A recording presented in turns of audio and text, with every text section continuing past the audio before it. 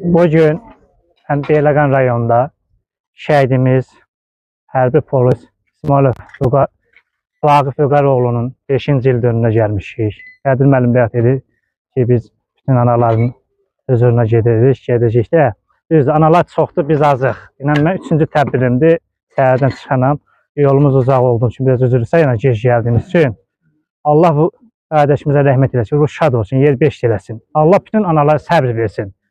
Hər birinizin qarşısına getmək üçün qürur duyuruq. Hər birinizin qapısını açanda biz fəxrlə elə bir ocağa, bir ziyarətgaha gedirik. Mən səmimi qəlbimdən deyirəm ki, mənim üçün sizin qapınız, sizin huzurunuz Məşədi Kəlbəcər Hacıdır.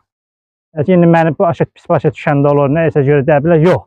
Ona görə ki, siz müqəddəs, dəyərli, gözəl bir analarsınız. Bugün biz bu şəhidləri boşlayıq ki, bizi cəm eləyib, sizin kimi anaların huzuruna, sizin kimi anaların qapısına, anaların ayağına gətirsə, biz buna qürur duyuruq, fəxr eləyirik. Niyə? Ona görə ki, siz bugün Zeynəb anasınız, ona görə ki, Zeynəb ana Kərbalayda bu günə kimi İmam Hüseyni yaşatdı.